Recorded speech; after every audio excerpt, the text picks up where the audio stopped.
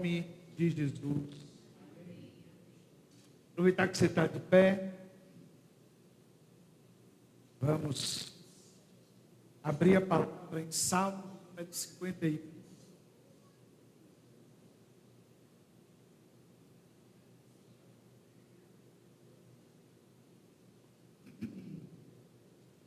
Salmo de número 51.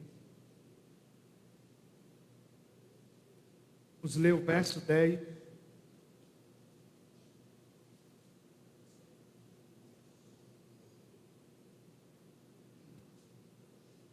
Todos acharam? Cria em mim, ó Deus, coração puro e renova em mim o espírito. Repita comigo: cria em mim, ó Deus, coração puro. Renove dentro de mim um espírito reto.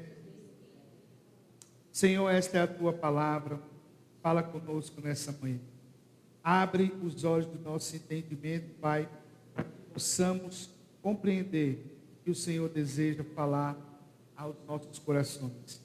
Senhor, tantos irmãos que estão aqui e os que estão em casa, Senhor, abre os olhos do nosso entendimento. Abre, Senhor, porque nós precisamos ouvir, estar atentos e obedecer ao que o Senhor tem, ministrar as nossas vidas. Perdoa nossos pecados, nossas falhas. Estamos aqui para receber do Senhor essa manhã. Em nome de Jesus. Amém.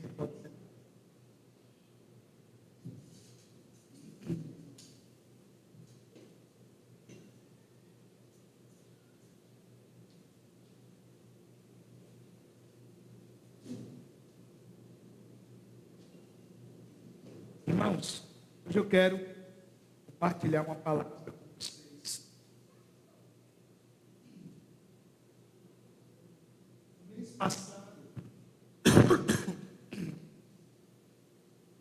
Mês passado, nós tivemos aqui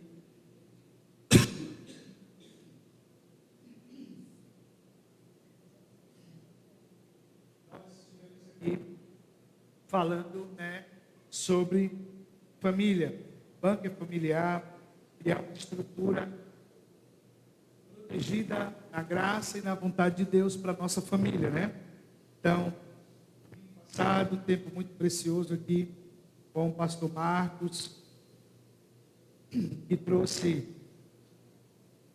uma palavra muito pontual para nós sobre o Dunkerque, que foi um momento na Segunda Guerra Mundial, e aquilo foi muito importante para nós entendermos uma coisa que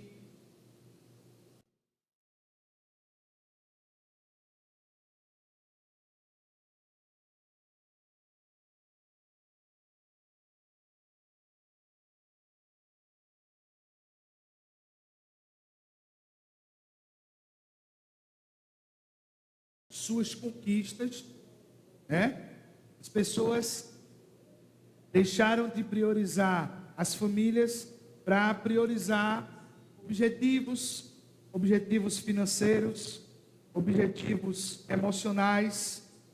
Mas nós temos caminhado numa nova rota de restauração para que as pessoas voltem a olhar para a família como algo importante. Só que nós precisamos prestar atenção em algo muito, preste atenção, algo muito importante, precioso, que retornar a esse lugar de restauração da família, vai haver muitos empecilhos, Vai haver os adversários, os inimigos do Senhor vão se levantar cada vez mais para que nós não estejamos próximos dessa vontade de Deus para a nossa casa. A distração. Hoje em dia nós temos também o cansaço, porque nós trabalhamos muito, Nós temos muitas atividades e não existe família forte sem a presença de Deus. Não tem como. É um engano muito grande. Não existe uma família forte, estruturada, sem a presença de Deus nela. Porque os desígnios de Deus, palavra, a direção do Senhor para nós e para a nossa casa, ela é vital, ela é importante para o nosso crescimento, para o nosso avanço. E quando a família ela não é desenvolvida com a presença de Deus, com o estudo da palavra, com a comunhão com a igreja, eu tenho, isso eu já falo há algum tempo aqui. O evangelho é tão poderoso que mesmo seu filho e você vivem uma vez na semana. Nós somos abastecidos por algo tão poderoso que prende o nosso coração, que arrebata o nosso entendimento, a ponto de estarmos firmes no Senhor, mesmo diante desse mundo tenebroso, né? Os nossos filhos participam uma vez na semana, recebem instruções, vão nos vendo em casa, vão ouvindo a palavra. O mundo vem com suas tentações, com as suas provações, mas mesmo assim, muitos ficam firmes no Senhor, porque o Evangelho é poderoso. Agora, seria melhor que nós dessemos muito mais tempo para o Senhor, sim. Quem quer avançar, quem quer crescer, ele não fica no raso, ele vai progredindo, né? Ele vai buscando esse avanço. Então, o tema da mensagem de hoje é como manter a pureza neste mundo sujo. Como nós lemos aqui em Salmo 51, 10, pedido do salmista: cria em mim, ó Deus, um coração puro e renova em mim um espírito reto. Esse deve ser o nosso pedido em oração nesses dias, pois a luta contra o pecado, o mundo, o diabo, ela tem se intensificado. A luta contra as tentações do inimigo, a luta contra... Quando nós dizemos que estamos lutando contra o pecado, a gente se atente que não é só na questão de lutar sobre questões sexuais, tá? Mas pecado significa errar o alvo. Então, cotidianamente, nós estamos errando o alvo. Imagine que é como se você tivesse ali uma flecha e você está aprendendo a atirar e está ali lançando. Então, muitas vezes nós vamos errar o alvo. Por exemplo, às vezes nós erramos o alvo de manhã, ao invés de irmos à presença de Deus, colocar o nosso dia diante do Senhor, colocar a nossa adoração diante dEle, a gente vai para a circunstância, a necessidade, o compromisso com as coisas dessa vida. E aí, nós vamos, até alguns neurocientistas, psicólogos, têm alertado sobre. Eu vi uma menina que é psicóloga, neurocientista, estava falando sobre essa questão de não pegar no celular assim que ela acorda. Ela estudou profundamente, né, sobre os efeitos da tecnologia. É igual a mesma coisa que quando você era criança ou mais velho, você se levanta, liga o rádio ou liga a televisão. Mesma coisa. Nós sempre tivemos coisas boas que podem nos fazer mal diante de nós, sim ou não? Eu vi uma vez uma foto de 1960, por aí, 50 e pouco. O pessoal, era aquele paradoxo. Hoje todo mundo está com o celular na mão. Aí era um trem, né? Todo mundo indo trabalhar e todo mundo com um jornal na mão. Todos estavam com um jornal. Nessa época que eu vi essa foto, nem existia IA. Daria um trabalho muito grande para fazer aquele povo todinho ali no Photoshop com o celular, com o jornal na mão. Então, naquela época também, essa, entre aspas, essa impaciência, esse desejo de estar vendo, lendo alguma coisa, por exemplo, você ia numa clínica, né, para um atendimento, fazer um exame, estava cheio de quê? Revista. Qual é a revista que tinha mais? Era de ciência? Não, né? Qual? De fofoca.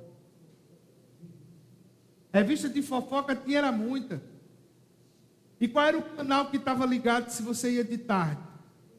Sônia Abrão, fofoca, qualquer coisa do tipo, vídeo show, coisas desse tipo, né? Então, veja que o tempo vai mudando, a acessibilidade vai mudando, as coisas vão mudando também. E o inimigo, ele tem suas facetas. Presta bem atenção. Não vamos demonizar as coisas, tá? A gente tem muito costume de demonizar. A gente precisa saber usar o que está disponível. Estava conversando com o irmão Josiel aqui de manhã. Eu disse, olha, o meu conselho que eu dou para quem é empresário, principalmente dependendo do seu faturamento, pague o menor imposto possível que você conseguir. Como assim? Só vai saber com conhecimento. Eu tive um cliente que ele tem um restaurante e ele queria abrir em outro horário.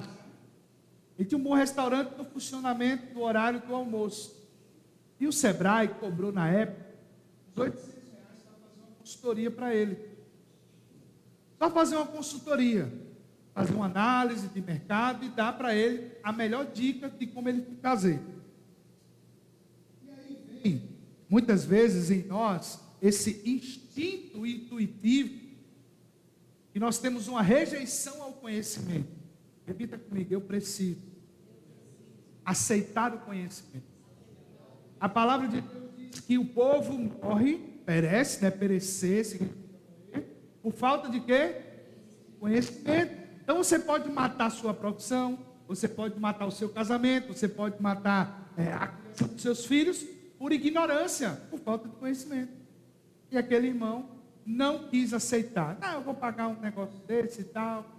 Só que dentro da ignorância dele tinha muitas outras coisas. Ele não buscava conhecimento, ele não viajava para congressos, ele não ia conhecer o ramo da área dele. Na verdade, ele levou intuitivo até hoje, estava fazendo sucesso até hoje, né? Sucesso entre aspas, estava melhorando. E aí o cara decidiu fazer. Resumindo a história, ele perdeu R$30 mil no investimento que ele fez e não deu certo. Por causa de R$800. Só por causa de R$800. Porque não investiu no conhecimento. E muitas vezes, esse conhecimento vai te dar segurança para que você não perca lá na frente. Às vezes, você diz o seguinte, eu investi num curso e não tem nada. Não era para você. Aquilo não era para você. Era melhor do que você ter investido em equipamento e você agora vai trabalhar de todo jeito num negócio que você foi investir, né? Não vou perder. Você não vai trabalhar bem, você vai trabalhar com vigor. Por exemplo, eu comecei minha carreira na área de tecnologia e eu já sabia, desde adolescente, que eu não queria trabalhar com programação, que é criar código e tal. Eu não ia sentir prazer. Mas é o futuro, vai dar muito dinheiro. Eu não gosto. Eu não me vejo numa sala codificando um negócio preto e branco. Para mim não dá. Eu gosto de cores, eu gosto de criação. Minha ideia é essa. Então, se eu for bem sucedido, eu tenho que ser bem sucedido dessa forma e não dessa outra forma, né?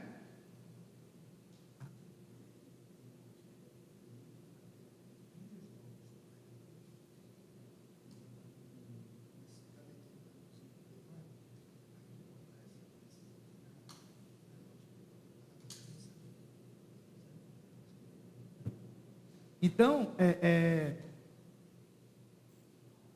eu pensava da seguinte maneira: se for dar certo, se eu for bem sucedido, vai ter que ser. Mas o mercado é ruim, eu faço o mercado. As coisas estão difíceis. Coloca teu coração no Senhor. Voltando aqui, irmãos, quando nós pensamos nisso, ter um coração puro, é um coração que vai ser guiado por Deus. O espírito reto é quem não vai negociar com as coisas desse mundo para poder dar certo. Entende? Por exemplo, nós vemos a indústria. Eu conheci uma pessoa falando sobre salgados e bolos e tal. Ele disse, eu tenho um colega que hoje ele tem uma fábrica, mas o início dele não foi dessa forma. No início ele usava matéria-prima melhor, e todo mundo gostava porque a matéria-prima era boa e o sabor era o quê? Bom. Aí quando ele foi escalar para fazer mais industrial, ele começou a usar porqueira para economizar coisas que fazem com que o seu produto se torne o quê? Um produto desvalorizado. Então, decidir dar passos é o que a palavra diz que você precisa perder para ganhar. No Evangelho, a primeira coisa que eu e você fazemos, quando nós nos abrimos para Jesus, nós estamos perdendo para ganhar. Como assim? Você volta para sua casa e você diz, agora eu sou um crente. Ah, você está ficando doido, o pastor vai te roubar. Rapaz, eu queria ter o dinheiro que o pessoal diz que eu tenho. Porque 7 anos que eu sou pastor, eu vim trocar de carro agora, e não foi por causa da igreja. Entende? Eu queria ter a riqueza que o pessoal diz que eu tenho. Irmão, eu estava até numa discussão sobre isso. Eu disse, olha, você sabia que 1% da população brasileira não ganha mais de 50 mil reais? 1%. Isso é dado econômico. Acima de 50 mil por mês. Ou seja, 50 mil, o cara nem é milionário. Ele é alguém que está acima da classe média, né? Ele não ganha. Então, um pastor que vai ganhar 50 mil hoje, com igreja, por exemplo, rapaz, isso aí, se tiver 50, 100 no Brasil, é muito. É porque as pessoas focam nos que são mais famosos, né? Mais conhecidos, e todo mundo é igual. Igual a mulher escreveu assim, dizendo, a maioria, você sabe que é assim. Eu disse, não, olha, eu sou muito chato, com literalidade da palavra, né, amor? A maioria, gente, sabe quantos pastores tem? Isso dado da CNN, tá? No Brasil tem mais ou menos, um pouco a mais de 500 mil pastores, a maioria 50%. Está dizendo que 250 mil vive bem e é ladrão. Aonde está esses 250 mil pessoas que estão vivendo bem assim? 250 mil é muita gente, está ficando doido, né? Não tem como. Não é a maioria. Quantos pastores? Hoje, ele investe mais na igreja, é bivocacional, tem que trabalhar fora para sustentar a família e ainda sustentar o ministério. Por escolher ser alguém reto. Estão entendendo? E as pessoas criam ideias, né? Igual dizer que todo político é ladrão. Aí realmente passa da maioria. Porque não seja inocente. Eu tenho falado muito sobre isso, sobre política. Política para mim é um jogo. E você vai escolher o menos ruim. Pare com essa ideia. O pessoal ainda é muito atrás do Messias político, candidato de Deus. Todo candidato, se fôssemos validar pela palavra, todos eram de Deus, né? Porque toda autoridade é o quê? Mas essa constituição por Deus não significa que é porque Deus queria, é porque Deus coloca também para dar juízo. Tem momentos que Deus colocou certos líderes para trazer juízo sobre a nação, trazer juízo sobre a terra. Nós estamos agora colhendo um pouco de juízo, porque nos templos das igrejas não eram crentes, mas estava se misturando tanto que era mito dentro da igreja. Não é lugar. É sério isso. Deus não se deixa o quê? Escarnecer. E a gente tem que prestar atenção nisso. E aí nós estamos colhendo por causa da idolatria política. Aqui na igreja eu já disse uma vez de um pastor leigo, aquele pastor que foi empurrado para virar pastor, estudou a palavra. Ele disse, pastor, eu nunca imaginei que o avivamento viria pela política. Eu também não. Porque biblicamente não é sobre isso. O avivamento nunca vem por meio político. Ele vem pelo um povo que se chama pelo seu nome, se humilha, ora e busca, o Senhor vem e sara a terra. É importante conhecer a palavra na cabeça do cara. Aí você imagina, o irmão foi consagrado ao ministério pastoral, alguém que deve instruir, ensinar, exortar a igreja, o cara estava acreditando. Aí vocês estão entendendo aonde eu estou dizendo que nós estamos colhendo o juízo por causa de uma idolatria política? Então, política é a arte do jogo, é o menos ruim. Gente, todo mundo aqui sabe, os candidatos ganham, principalmente no interior, por comprar voto. O estudinho sabe. Em pleno século XXI, se ganha por compra de voto. O cara investiu 5 milhões para virar candidato. Ele não ganha isso, nem 10 anos de salário dele. Se ele tivesse 2 mandatos, que são 8 anos, ele não ganhava esse salário. Ele vai ganhar, ele vai recuperar essa grana como, gente? Roubando. E todo mundo aqui sabe disso. Porque só consegue uma eleição limpa, sem gastar muito dinheiro, candidatos que são conhecidos, estão na mídia, estão na internet e tal. Esse aí vai, entendeu? Nicolas, Bolsonaro, essa turma, a turma também do PT que já é conhecida, mas aí lógico que ele faz o castador, ele não vai deixar de levar. Mas é muita inocência nossa achar que um cara que gastou milhões para se eleger, ele vai sair, ele fez por amor em cuidar da cidade. E a gente, pelo amor de Deus, não vamos ser inocentes assim, não. Agora, nós podemos nos posicionar. Como? Cobrar. Vamos acabar com isso. Só que pedir ao Senhor para criar um coração puro e um espírito reto. Agora imagine comigo. Se todas as... Vamos botar todas, não. Mas se há uma projeção daqui a 12 anos, três eleições, o percentual de casas, as pessoas começassem a dizer assim, não, eu não quero vender meu voto. Eu quero saber quais são as suas propostas. E você vai me dar acesso a lhe cobrar? Só que a gente começa a pensar com a mente deste mundo, tenebroso, sujo e corrupto, e nós pensamos, nunca vai dar, melhor é fazer. 20 mil, mas 20 mil a sua família ali, e você fica preso 4 anos. E quando você vai cobrar, você não tem resposta positiva. Por quê? Porque você se vendeu. Você vendeu a sua dignidade. Você vendeu aquilo que você poderia cobrar. Entende?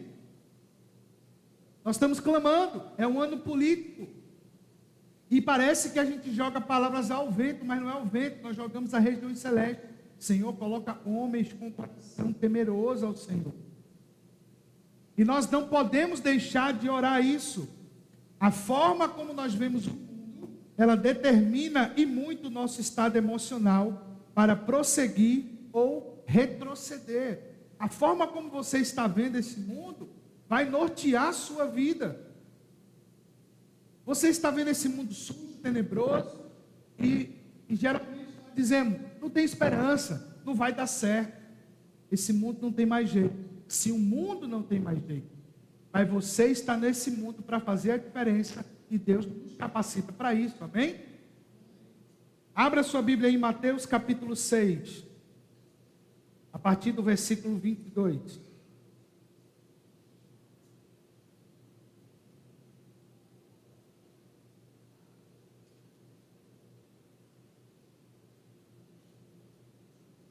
Mateus capítulo 6,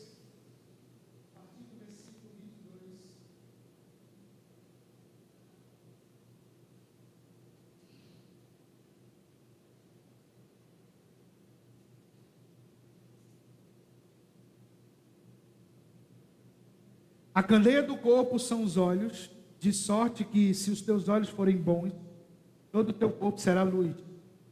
Se porém os teus olhos forem maus, teu corpo será tenebroso.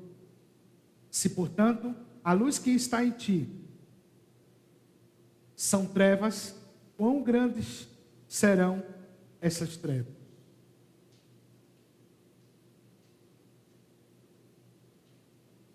A candeia do corpo, algumas versões dizem que a luz do nosso corpo ela é acesa através dos nossos olhos.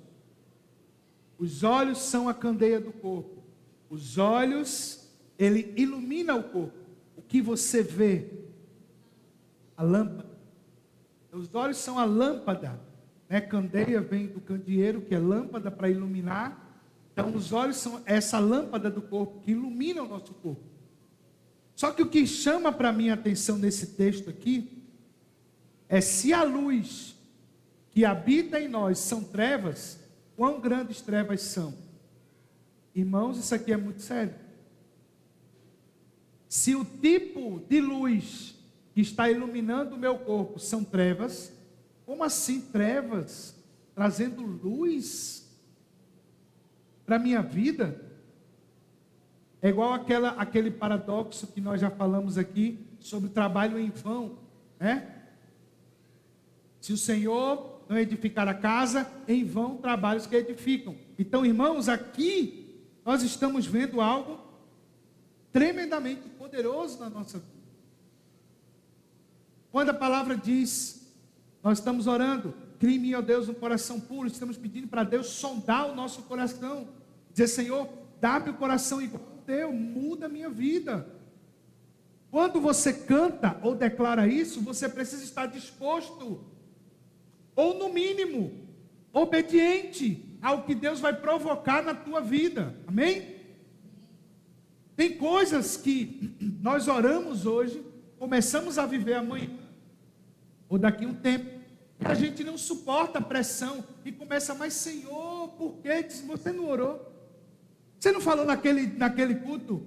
Sonda-me, quebranta-me, como farol que brilha à noite, como ponte sobre as águas. Você quer ser ponte, mas não quer que Deus crie a ponte, que te quebre, que te estruture.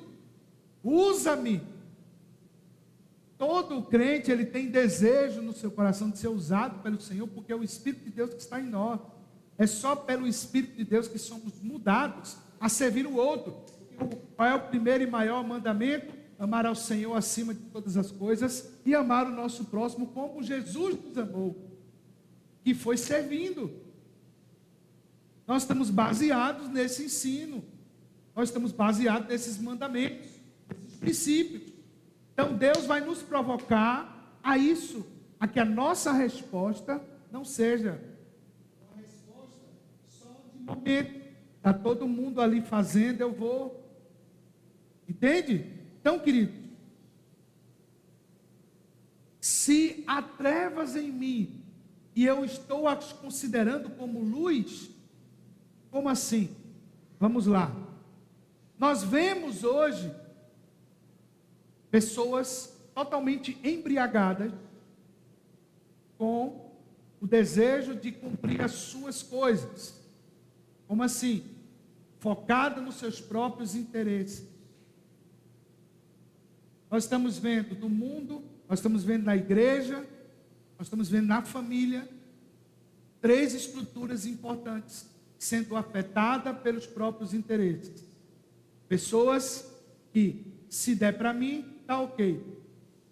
Uma coisa que eu vi ontem, eu estava no fórum com diversos pastores, líderes da cidade, Fórum Natal 2035, trabalhando pelos próximos 10 anos aqui da nossa cidade, né? De um programa que existe de forma internacional pelo Movimento Day. E a Emanuele, que ela é presidente do Instituto Nacional da Comunidade Cristã Videira, e ela também trabalha na questão alimentar aqui da cidade. O dado que ela nos deu ontem foi muito preocupante. 33% da população de Natal não sabe o que vai almoçar hoje. Gente, seria 1/3 da população. 33% da população.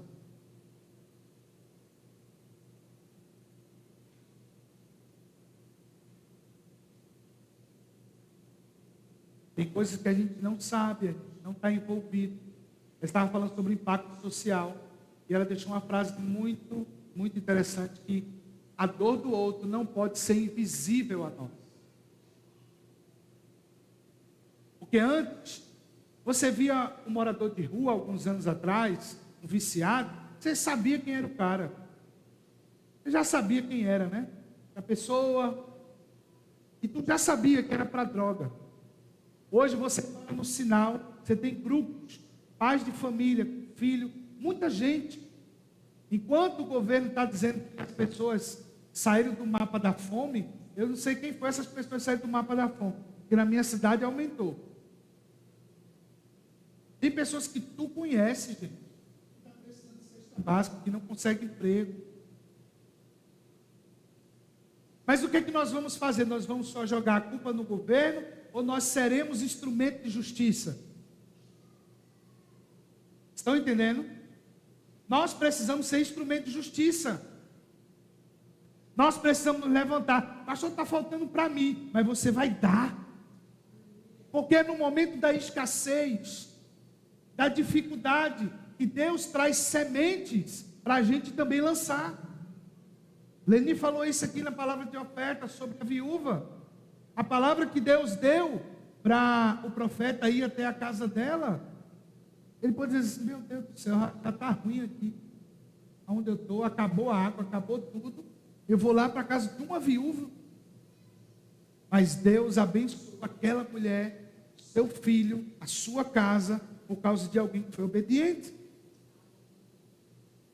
Amém? Então, queridos, nós precisamos ser instrumento de justiça. Mas não seremos instrumento de justiça com as mãos fechadas. Não seremos instrumento de justiça com a mente só focada nos nossos próprios interesses. É aquilo que eu volto. Se a nossa vida, nós não estamos dando tempo para ouvir o Senhor, se nós não estamos lendo a palavra, se nós não estamos praticando uma oração contemplativa que escuta a Deus, não só você fala, mas você está ali, bota uma música, escuta os pássaros, vai para um parque, sei lá, abre a Bíblia e fica ali. Pastor, não tem um tempo de ir para o parque, não. Fecha a porta do quarto. Aquela 2 horas que você ia passar assistindo série, começa com 10 minutinhos. Você vai se coçar que só para sair dos 10 minutos. Mas depois você vai sentindo prazer em fazer isso. Vai ali, olha para a palavra, como o texto que nós temos. Meu Deus, o coração puro. Você começa a dizer, Deus, eu não tenho. Esquadrinha meu coração, faz ver aonde está a impureza. E muitas vezes você vai ver o quê? A impureza da falta de perdão. Esses dias eu me peguei, Deus, eu estou com um comportamento de mágoa. Coisas que eu reprovava anos atrás de certos pastores que eu convivi, hoje eu estou com práticas parecidas. Tira de mim essa mágoa, me faz abençoar essas pessoas, me faz com que o que houve não afete, eu não desejo o mal dessas pessoas. Está entendendo, querido? É assim que Deus vai purificando, refinando a gente. Qual o objetivo de Deus nos refinar? É que, para que Ele possa confiar nas nossas mãos tal poder de abençoar outras pessoas, nós precisamos estar preparados para todo e qualquer momento de circunstância. Mateus 5, versículo 8 diz: bem-aventurados os limpos de coração, porque eles verão a Deus. Como eu falei para você, a forma como nós vemos o mundo determina e muito o nosso estado emocional para prosseguir ou retroceder. Preste atenção. O nosso estado emocional está dando plataforma para que a gente prossiga ou para que a gente retroceda. Isso vem muito da forma como estamos vendo o mundo. Se olhamos para esse mundo, nós vemos o caos dele e começamos a ser afetados por esse caos, pelo fato de não irmos orar, pedir sabedoria, direção do Senhor, a gente vai começar a ser afetado emocionalmente. Aí começa a vir as bombas, uma demissão, problema na família, uma dívida. As coisas começam a vir, você começa a ficar o quê? Perdiado, uniado, meu Deus, como é que eu vou conseguir? Como é que eu vou pagar tal coisa? E começamos a ser governados pelas circunstâncias. Estava conversando com minha esposa hoje, eu disse, a fé não nega a prudência, mas nós não podemos deixar de exercer a nossa fé. Você não pode viver enclausurado. porque você entra no estado de miséria. Aonde? A miséria é a escassez, a falta de perspectiva. Tem gente miserável que tem muito dinheiro. Qual é o nome do cara lá no bairro? Zé Miséria, né? Que o senhor fala? E o cara guarda tanto dinheiro que apodrece debaixo do colchão. O cara não compra roupa, anda fedorento. Espírito de miséria. E miséria não é sobre só você ser escasso de recursos. É escasso de entendimento. Tem muita gente escassa de entendimento. Que vive naquela bolha ali. Não posso. Prudência é uma coisa. Mas o crente, ele tem um combo. Ele tem um Espírito Santo. O Espírito Santo guia. O Espírito Santo dá discernimento. Mas nós queremos ser guiados pelo umbigo. Enquanto muitos pedem ao Senhor para lhe dar bênçãos materiais, eles deveriam para pedir uma comunhão plena, para perceber as ações do inimigo, e assim não iriam cair em ciladas do diabo. Porque é o seguinte, muitas vezes nós estamos pedindo as bênçãos materiais, que é válido, mas nós deveríamos ter de pedir ao Senhor sabedoria para produzir riqueza, sabedoria para administrar os recursos, sabedoria emocional, sabedoria para lidar com as pessoas, sabedoria para ter uma família. As pessoas acham que para se construir uma família, elas precisam de dinheiro. Não, elas precisam primeiro ter a consciência do que é constituir uma família. Constituir uma família é pedagógico. Junta-se o homem e a mulher, se tornam uma só carne, sai da casa de seus parentes e vai viver pela fé. E vai ser instruído pelo Senhor, e vai ali vivendo com a sua mulher, construindo, sabendo que vai ter adversidade, vai ter dificuldades. Para eu ter um filho, preciso colocar na melhor escola. Você tem condições de botar na melhor escola? Essa necessidade, colocar na melhor escola, faltar comida em casa, é imprudência. Aí no final o pai investiu tanto nesse menino, nessa menina, e aí, o que virou? Você deu o que ele não precisava. Ele precisava mais de instrução. Tem filho que precisa mais de pisa, de cabresto arrochado, curto. Eu já falei isso aqui a vocês. Se o meu cabresto não fosse curto, eu tinha entendido. Mas o cabresto curto dos meus pais, principalmente do meu pai, me deu muito equilíbrio para certas coisas. Eu sempre brinco. Tanto com minha esposa, eu brinco, mas é uma verdade. Porque se aperreiam muito quando sai com as meninas, que elas pedem muito. Eu disse, a função dela é pedir, a minha é dizer não. Eu não tenho problema nenhum com isso. Não. Até que ela para de pedir. Não, papai, estou pegando só para brincar. Pode. No final a gente devolve. Não tem problema não. A função dela é pedir. Ela vai pedir ao pai, à mãe. É assim mesmo. Porque ela tem dependência. Se você dá, é uma coisa. Se você dá tudo, mas é o bestão, a bestona dá tudo. Vou sempre empurrando. Porque ele não tem consciência de valor. O filho ainda não sabe o valor das coisas. Nós temos um comportamento errado. Isso vai muito pela forma que vemos do mundo. Aí eu vou dar aos meus filhos o que eu nunca pude ter. Primeira coisa que nós precisamos dar aos nossos filhos é aquilo que nós tivemos, que nos trouxe a ser homens e mulheres coerentes hoje e bem-sucedidos. Dá o que você não pôde ter, se tem condições e não afeta o orçamento da família, tudo bem, uma boa viagem, isso, aquilo, um presente, etc. E eu sempre digo que acho que você deve analisar se a idade dessa criança, desse jovem, ele consegue suportar aquele presente que recebeu. Ele vai saber administrar o presente que recebeu. Você pode dar um carro novo para o seu filho. Era melhor que você desse um carro velho. Ele aprendeu o que é mecânica, o preço das coisas.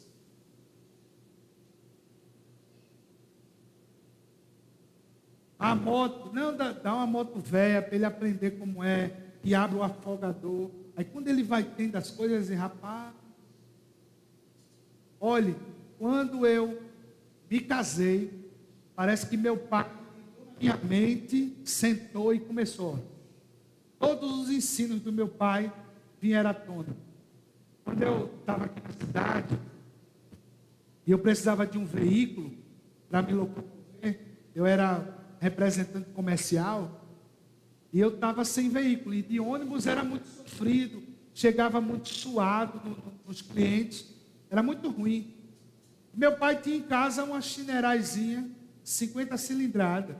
Rapaz, parecia um velocípede para mim, eu maior que a moto, grandão, mas eu não estava de ônibus, meu. Primeira coisa que eu ativei na minha mente foi o botão de não tenho vergonha e não estou nem aí. A crítica das pessoas. Porque eu tenho um objetivo aqui. E os outros falando, rapaz, aqui vai 60 quilômetros por litro. Fica tu aí, com vergonha. Eu tenho vergonha. Vergonha é matar e roubar. Já dizia o velho de minha integridade. E assim foi avançando. Depois meu pai me deu outra moto, velha também. Vai lá, meu filho, se vire. Vá cuidando. Até que depois. E assim foi. Entende? Quem recebe alvejada, tudo. É igual quando as meninas mais novas, você comprava um presentão, ela ficava com saco. Ela não queria presente. Ela queria brilho, embalagem. Entendeu? O pior erro de um adulto é perguntar à criança: o que é que você quer? Lá em casa a gente tem muita briga nisso, porque ela, minha filha, você quer comer o quê? Ela nem sabe o que tem. Tem ovo, pão, se eu quero, não. Mas se não quiser, vai ficar sem comer. Entendeu? Eu não tenho esses apegos, essa frescura toda que o pessoal com filho. Por quê? Porque, como eu disse a vocês, eu fui criado num bom cabresto, meu amigo. Foi pau. Foi pau. Apanhei muito. Apanhei até pelo que eu não fiz. Como dizia meu pai, vai apanhar agora pelas vezes que deu trabalho. Eu disse, qual foi a vez que eu dei trabalho e tu não deu em mim? Eu queria descobrir essa aí. Eu acho que o senhor está equivocado. Mas eu não ensino minhas filhas batendo, não. Eu nem gosto, na verdade. Tem uma raiva tão grande que me estimula para dar uma pisa, que eu fico, olha, não duvido, não.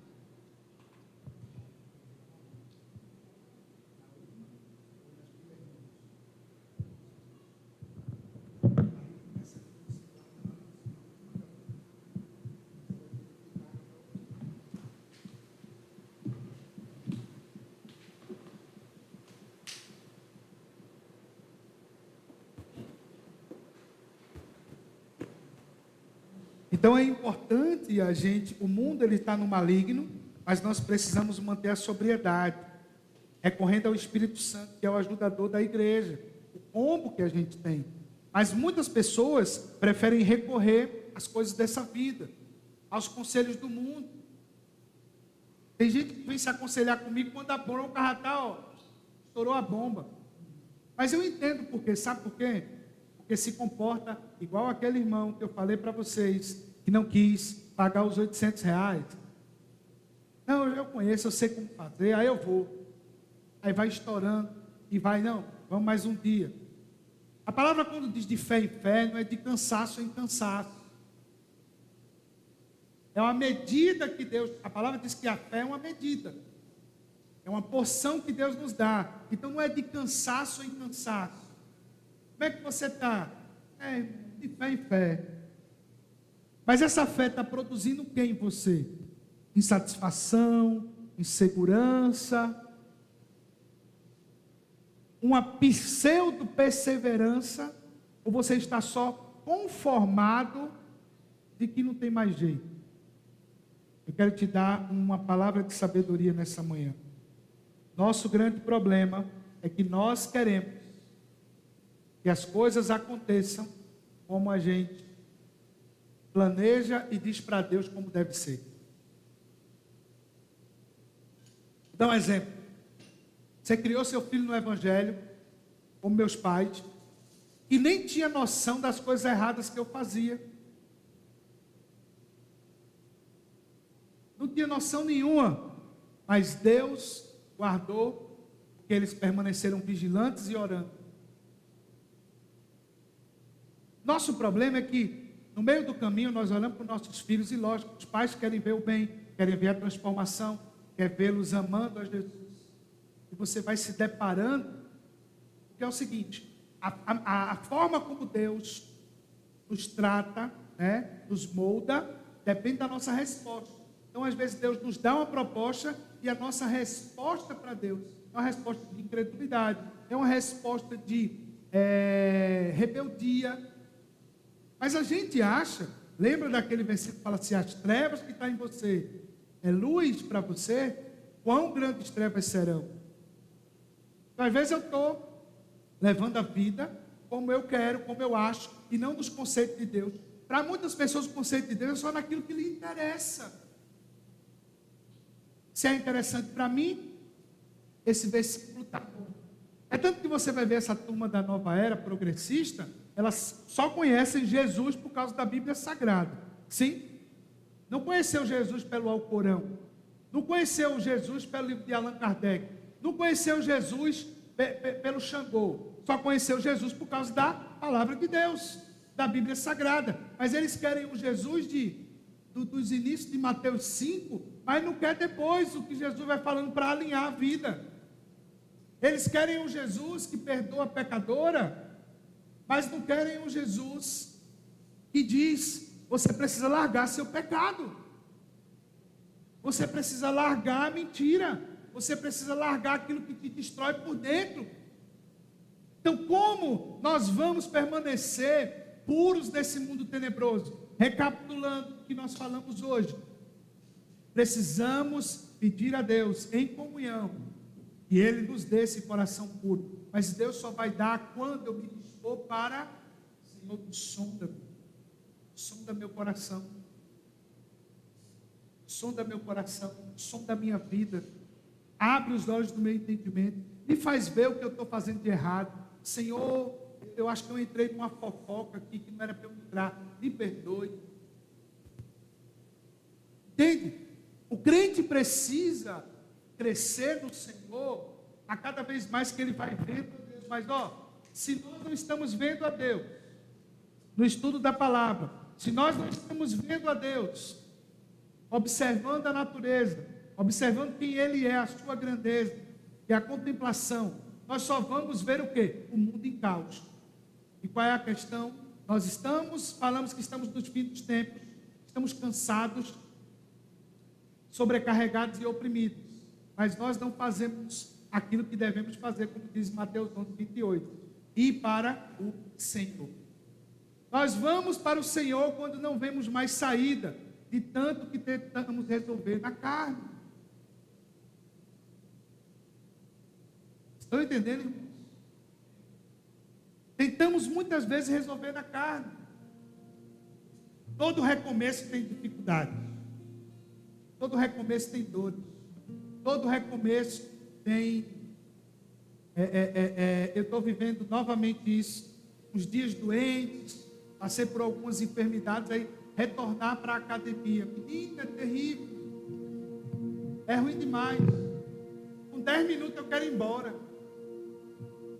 Eu estou sem ânimo.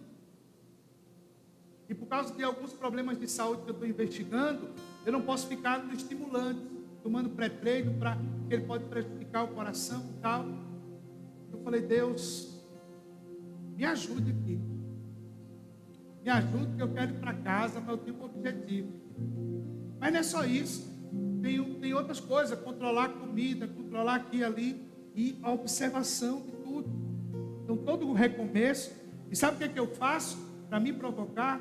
Eu boto a camisa, e no ano passado, a camisa estava boa e agora está apertada aqui no busto. Vai com ela mesmo. Passar vergonha. Tem que perder isso aqui. E até então estava funcionando levanta a camisa assim para subir, parece o bucho. Assim. Mas eu quero que eu e você possamos prosperar no que Deus tem para nós. Mas a gente não vai prosperar se a nossa forma de enxergar não mudar, amém? Precisamos ter mudanças. Então baixe sua cabeça, eu quero orar com você.